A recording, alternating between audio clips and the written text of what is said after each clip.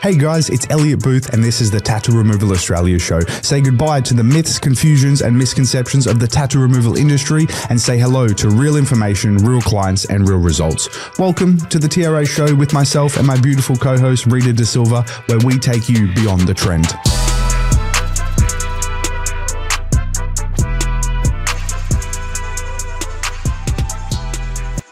Yes, here we are. One more episode, one more week. Yeah, How are you doing? Thanks for having me. Everyone's probably watching this right now going, this looks like a different studio. Yeah, It we is. just have a new studio. Today's our first day shooting from a new podcast studio. So if it looks a bit different, it's because it is.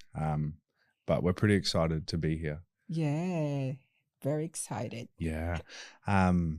What's new, Rita? How are you? What's new? It's been like a pretty hectic week.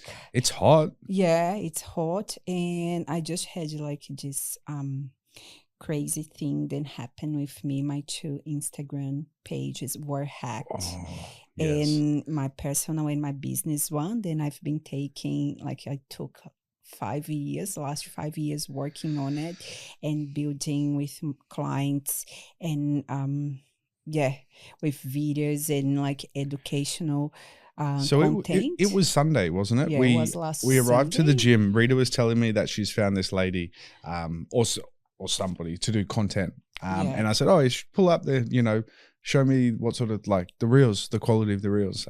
She pulled out her phone and went, I've been logged out. Yeah. Oh, that's weird.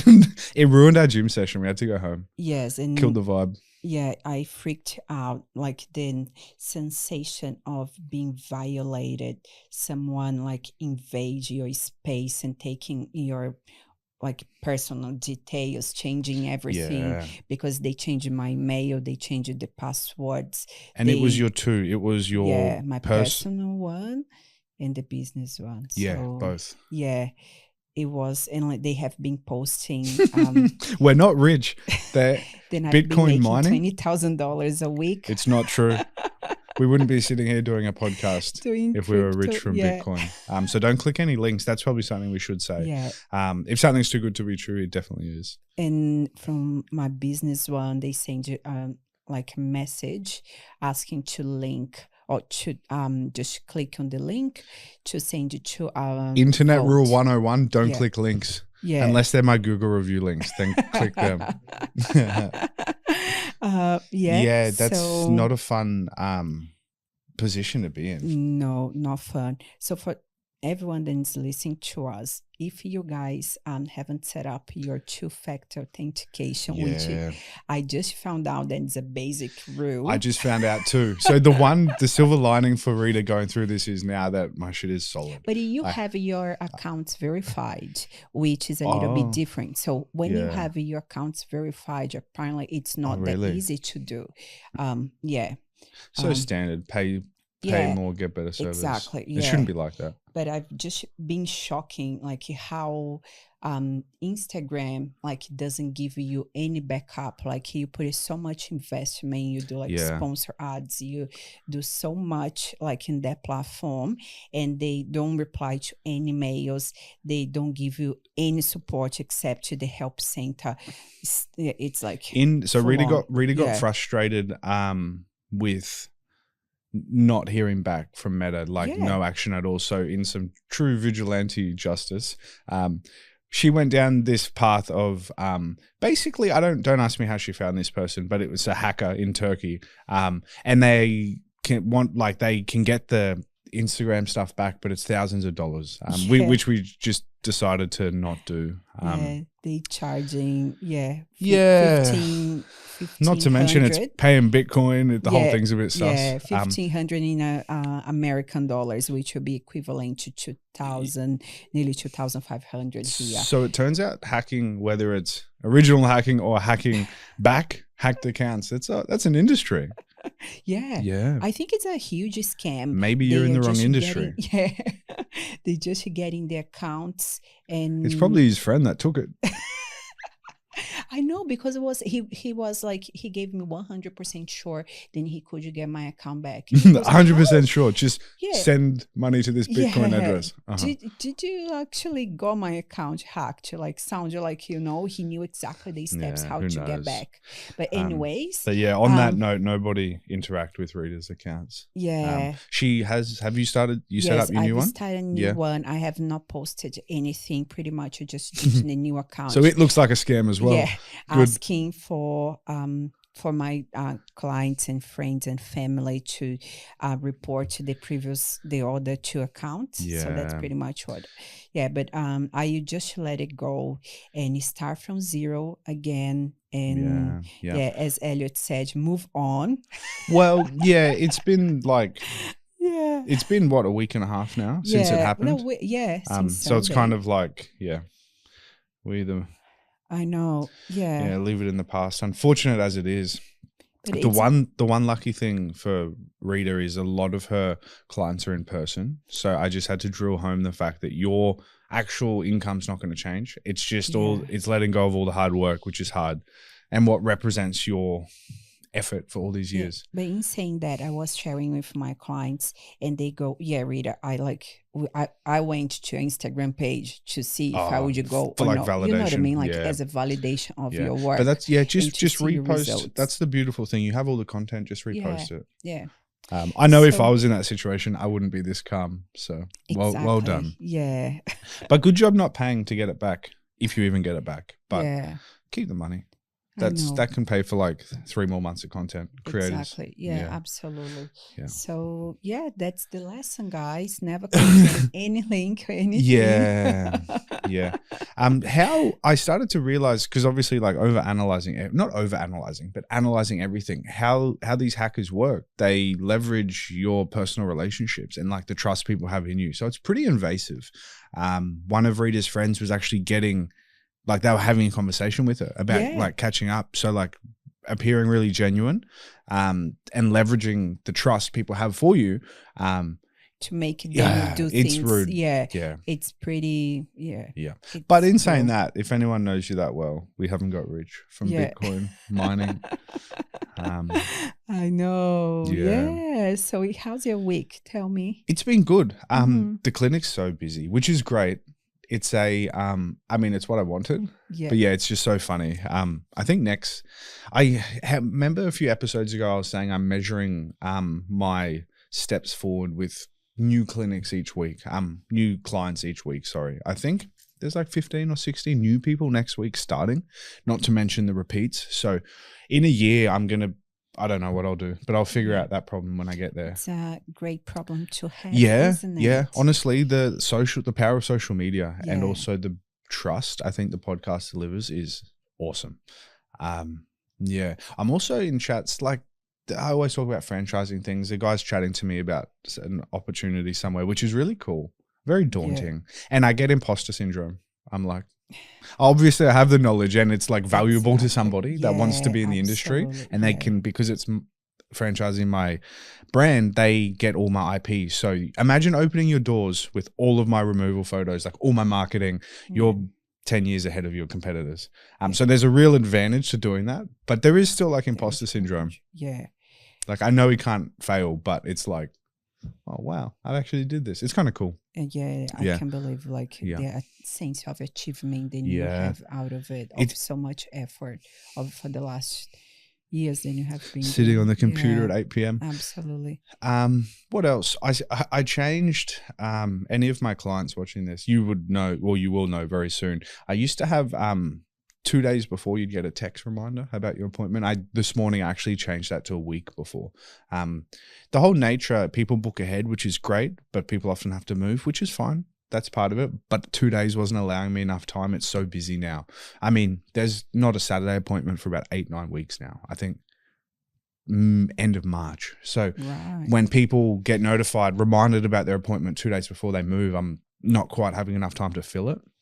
So, I changed that. Reminders a week before, just good problems to have. But nevertheless, there's still problems. Yeah. And it's like, it's a good reminder, because if you have like something ahead, you can still have chance to get your appointment done, you know? Very true. Yeah. Yeah. We have like 3 beautiful questions here. Today's Q&A. Q&A. With the new studio, we're still figuring out when we're going to do like intros and stuff. But today's Q&A, obviously, there's never a fee. It's a show we run with no ads. We self-fund it just so that we can deliver you knowledge, answer questions. All I ask in return is please leave a Google review. It's not a scam link. I promise. I'm not going to steal your thing. It's to my business Google page. The more reviews I have, although it's quite a strange call to action, the more reviews I have, it keeps me at the top of Google. So your one review essentially allows more traffic to come to me and therefore helps me do more removals. So it helps people looking for tattoo removal. It helps me, obviously, because I get to do more tattoo removal. But just setting a higher standard in the industry is pretty important. So if I give you value, if reading gives you value, please share the show by leaving a Google review. That's it. Yeah. Question number 1. Question number 1. My name is Alex, and I'm new to the tattoo removal industry. I have just started looking into getting my tattoo removed, and then I was hoping you could explain why tattoo removal takes so long. Thanks for running such a great podcast. It comes from Alex. Thank you, Alex. It's so interesting because we were just chatting to Caleb about the same thing, an experience he had. Tattoo removal takes years, and it's definitely the most bitter pill to swallow, I suppose. Fun fact, it doesn't matter if it's a full sleeve or a tiny tattoo. It will remove at the same pace. So it's about layers and depths rather than surface areas. So if you remove a tiny 1 knuckle tattoo, it will remove just as slow as a whole sleeve, which is a common, not misconception, but people just presume, oh, my tattoo's nice and small, let's quickly remove it. And no, it's going to take you a year or 2 at least. Because like it's your body then actually get rid of it. So ink. You're learning. You're answering the questions yourself. Your body's lymphatic system does the work. So the healthier you are, the more efficient your lymphatic system is, the faster your tattoo will remove, but it's still incredibly slow. Minimum 8 weeks between treatments. The tattoo fades that entire 8 weeks, and I could argue that it fades for 3 to 6 months, which would take even longer if you did a treatment every 6 months. But it's how your lymphatic system works. It's quite ironic, actually, because I would say, I can't generalize and say most, but a lot of people get their tattoos removed because they start to blur over 5, 10, 20 years. They start to deteriorate, right? And they start to not look so good. So that's what actually pushes them into the removal. But here's the ironic part. That's how we actually remove it. Your body from the day you get a tattoo is trying to remove it naturally. So every tattoo is going to blur. Every tattoo is going to deteriorate. It goes back to our podcast last episode about eyebrows and how they're naturally going to fade no matter what. Your body art's going to fade no matter what. And it's because it's how we remove it. Your body's lymphatic system's literally trying to get rid of it because it's a foreign object. So the laser hits it, breaks it into small enough pieces, and your body flushes it out. So it's really bizarre when you think about it like that. The same reason people want them removed is kind of how we remove them. Exactly. I noticed that with like the one that I have in my back. Like they just like the sentence. Then I have like focus, strength, and faith, and then it looks deep. Like doesn't look like those words anymore. They start to blur. It's true. And there's nothing you can do. Like very like thick. People often say blame the tattoo artist, and I don't say anything because it must be. So but it's not. Like, I mean, it could be, but even a great tattoo artist, your body's still going to remove it or try to remove it. So you're saying that it's your lymphatic system, then like kind of like your white blood cells. White blood cells. Filter it all out. Like massage. Very good question. Lymphatic drainage massage. I had a client actually ask this the other day. Theoretically, yes. Tattoo removal, there's never a straightforward answer with tattoo removal, which is exactly why we're doing the podcast. There is varying factors which theoretically, and I emphasize theoretically, because it's when they tattoo removal 101, when they teach you tattoo removal, there's things that they will tell you influence tattoo removal and the speed that and the rate and the success. One of them being smoking. If you smoke, theoretically 50% slower removals because your lymphatic system is less efficient. All right. Honestly, like although smoking is bad for you, you shouldn't smoke. I don't notice a difference. Another thing, location, less blood circulation. So what people often say is less blood circulation, so extremities, hands, feet tattoos remove less efficiently than because there is not much blood. your abdomen, where there's closer to your heart. Honestly, bullshit. I don't really notice a big difference. What I notice is varying characteristics about the tattoo itself, how deep it is, how solid it is, how much ink's in there. I find that very, like, I've had so many successful fingers, hands, feet, ankles, even your ankle, it's 90% gone now. So true. Fades just as slow as if it was on your chest. So there's all these different varying factors, and I say quote unquote because my honest opinion is it's more about the tattoo itself. So a lady the other week asked me if she gets a lymphatic massage, if it's going to speed it up. Makes sense. You know literally what my response was? Save your money or get a massage that you enjoy. Get a nice massage because I think it's one of the airy-fairy things. Said have a cigarette while you do it because who gives a shit? I don't think it's going to make a big difference. Like if you're young, you're alive. Yeah, like it all depends how health, like correct, or how much tattoo removal isn't the cheapest thing. So maybe just keep that money for some your removal. Like I don't believe a lymphatic system massage will make a tangible difference. Theoretically, it's going to help all day, every day. Will you see a difference? Probably not. It's still going to take a year or two. Okay. Yeah. Cool. There you go, Alex. And I have to say, there's never really a simple answer. It's everything's so roundabout with tattoo removal, which is really the reason we decided to do the podcast. Yeah, because you can't just get an answer. It's so complex. And I think just doing this for 10 or 11 years has given me the answers. Like you can Google and go, oh yeah, lymphatic system, that'll help. And I'm here to kind of say, will it? Because I haven't experienced that. So, difference. Hopefully that answers that. Yeah, right. So question number 2. Hi, Elliott. Do you predict that tattoo removal has peaked? It's hard for me to say this word, peaked. Peaked, yeah. Or do you think the demand will keep increasing? Thanks for choosing my question from Scott. Scott. Thank you. Very good question. Yeah. Do I think the tattoo removal industry has peaked? No, I don't. The reason I say that is 9 out of 10 tattoos that I remove are what you would call like the 10 or 15 year ago trends.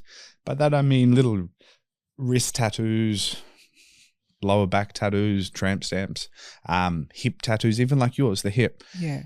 What's happened though, since they got those tattoos 10 or 15 years ago, trends have changed, and the trends have changed massively, where there's women with full legs, full sleeves. They're not just little quote unquote white girl tattoos. They're sleeves, they're full backs, they're full legs.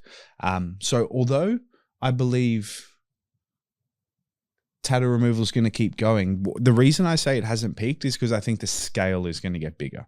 Even if the volume of clients stays the same, the tattoos are way, way bigger. Yeah, we don't have many older men or maybe many older women like full of tattoos. Yeah, we don't have a comparison. Yeah. I always say to people, I have a theory that our grandkids won't get tattoos. Because so when I was a kid, I like vividly remember looking at my granddad and I was terrified of him just because he was like an 80-year-old old man. And when you were like 6 or 7, that was scary as hell. Imagine that old man's completely black, blurred, covered in tattoos. He would be terrifying. And I truly believe that our grandkids will grow up not wanting tattoos because they will see the long-term visible appearance of them. They're not going to see all this young, beautiful skin. No, truly. And I have the same theory about elderly women with fake boobs in 30 years because that's going to look crazy. I have these theories, and I believe it's going to be true. So I don't know whether tattoos will, now.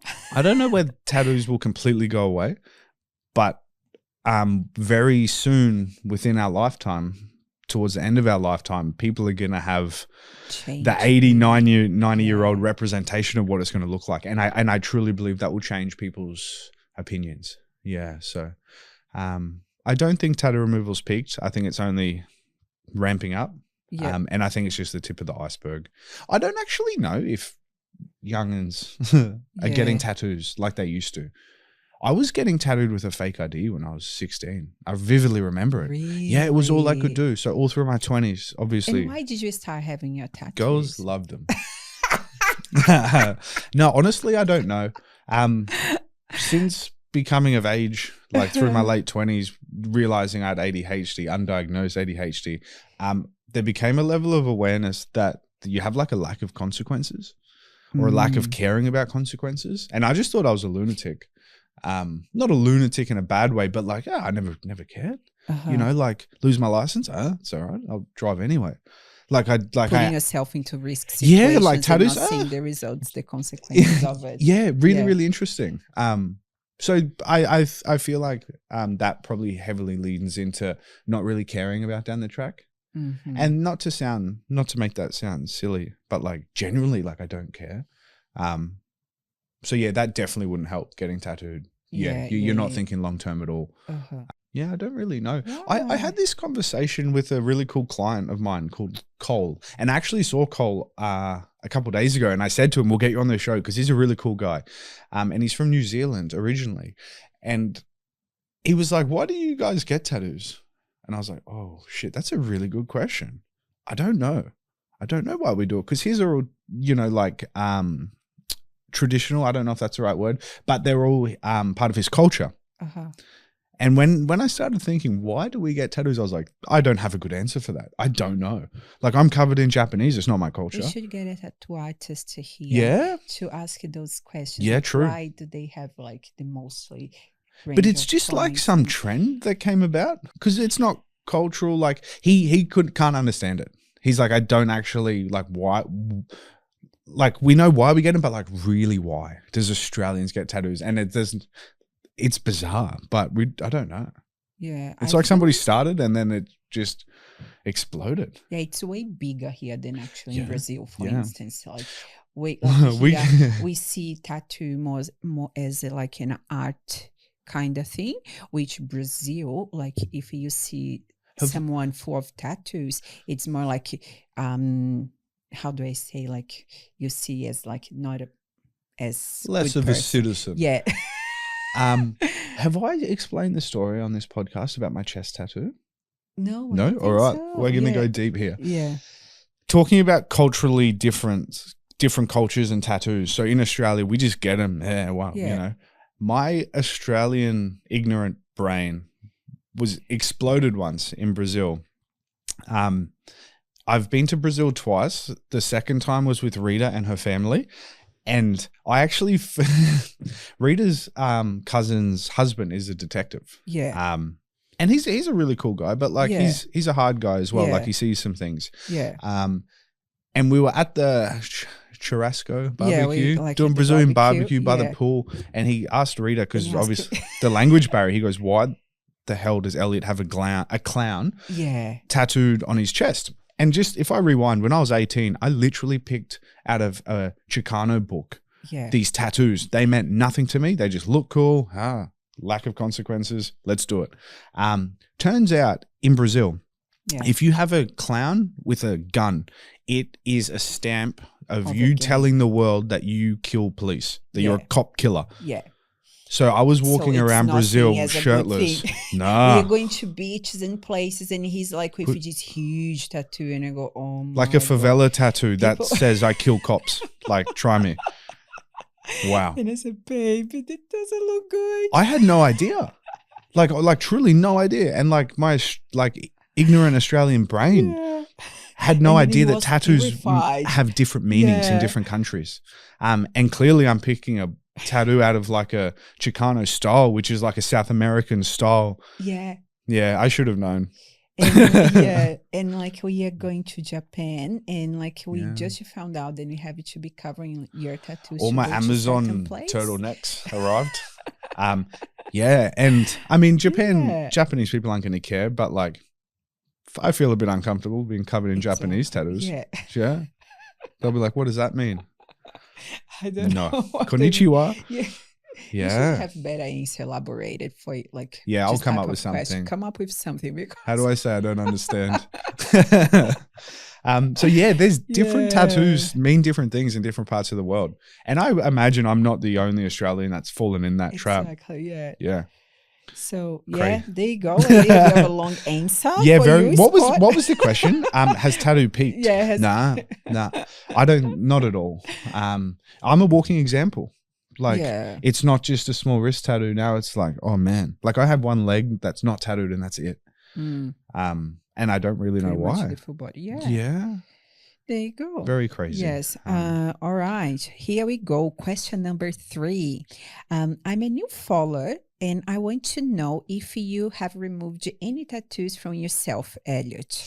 I appreciate you taking the time out of your week to do a podcast. This came from Sarah. Thank you, Sarah. Yeah, thank you, Sarah. If I have done tattoo removal, it clearly doesn't work very well. I've had my fair share of tattoo removal, and instantly segueing to something cool to talk about. That's how I learned 90% of this. Removing the tattoo is a very important part of my job, but the other part's making you comfortable and empathizing, because tattoo removal sucks. It's not like nobody wants to be there. You know, it's something that has to get done in their mind. So the other half of my job is to make it as pleasant as possible. And how I do that is fully empathizing for what they're going through. I remember we spoke about once how I'd never want to get tattooed by a tattoo artist with no tattoos. I truly believe I would never want to get tattoo removal by somebody that does not know the pain. Tattoo, So I've removed a fair few, most of which I actually re-tattooed. Many years ago, it took me 3.5 years to remove such a dark black tattoo on my hand, which it's another tattoo is now there. But there's what it was before. It was just a random face. It was like it was just a face picked out of a book. Terrible. And that was the tattoo that made me the penny drop to actually start looking to getting into tattoo removal, because I didn't like this tattoo and I was just kind of like, oh my God, why did I do this? And then I looked at all my friends and I was like, wow, we have so many tattoos. And I started to experience how you sort of grow out of them. You never really grew into a random woman's face in the first place. But it's how I learned it all. My hand tattoo was so black. It was solid black. It needed 15 treatments. Took me 3.5 years to remove. But with enough treatments, the darkest of dark tattoos will remove. Black removes amazing. I did only 3 treatments on half of my forearm. I lightened it up and re-tattooed it. Half of my back, torturous. Back ones so when there's a fair few big. Did you use any numb cream? No, I didn't. There was a lady that used to treat tattoos in the clinic with me, Beck. The poor thing. She had to put me through that. And it was so painful. Like I'd do a section and I'd have to run around the bed. I'd have so much adrenaline and energy because your body can't process that. And so full empathy. Did you say, did you run out? Yeah. Jump off the bed and run around the bed. You're crazy. So, So people always sort of go, oh my God, I'm sorry. I'm acting like, I'm like, that's okay. No. You don't know what I do. Half of my back. There's a tattoo on one of my bums, side of my bum, which is half gone, which is awesome. I am contemplating doing a whole arm, lightening it up, because it's old. It means nothing. As tattoos have evolved so much. Japanese tattoos have evolved so much. So if you got a tattoo 10 years ago, you can get way better tattoos now, which that's a real problem. And 10 years ago wasn't as popular as today, right? Which is probably what's brought a lot of, if I think about it, how popular tattoos have got, it probably brought a lot of genuine artists into tattooing, which is probably like fuel on the fire almost. Like there's a few really, really good tattoo artists on the coast here, and it's art. It's truly art. Where this is like high schooler art. How long ago did you get the one on your arms? I was 18, 19. Really? Yeah. So 11, 12 years. Yeah. It's about time to be removed. Yeah. Yeah. So I've removed plenty, and I've probably got plenty to go as well. Yeah. There you go. I'm not very excited or enthusiastic about that. I'd probably have a lot of clients that would be happy to return the favor. Yeah. Imagine that. I just, Can I you want to laser me today? Yeah. There'd be a few that would say yes. Yeah. There you go. Yeah. So hopefully that answers the question. Thank you. As a new follower, thank you for engaging with the show. Your interactions make it all worth it, and sort of help remove my imposter syndrome to some degree. Yeah. But yeah, that might do us for today. I don't know how long it's been. But Rita's got to get to work. Yeah. I thought I would wear my jiu-jitsu gym shirt to try to impress everybody today. Yeah, you just got like a new... Yeah, I started doing private lessons. I've only been doing jiu-jitsu for like 6 or 12 months. I'm not good at all. It's a very humbling experience. But I started to realize that there was like some fundamental stuff I wanted to learn. And there's a really, really good coach. And he's a lawyer. So his brain's like plans, and he's very detailed as well. Yeah. So what we started doing last week was certain positions, certain forms of passing the position, and other forms of playing, attacking. And they're videoed what to do. They're written down on a book. So I have this like notepad with each one, and they're detailed, the details about them, and I have the videos, and it's like this. It's like, did you practice anything today? Yeah. Yep. Did you? I did. So it's kind of like going to school again, which is really cool. That's good. Yeah. Give me something to do other than work. I'm pretty bad. I just, get in work mode and don't stop. Getting your mind out of it. Yeah. I'll start at 5 a.m., finish at 8 p.m. Yeah. Yeah. So there you go. There were 3 That's questions. 3. Yeah, all done. Thank you so much, guys. Thank you guys for listening. We'll see you on the next one. Yeah. Next week you'll be here again. Thank you. Thank you.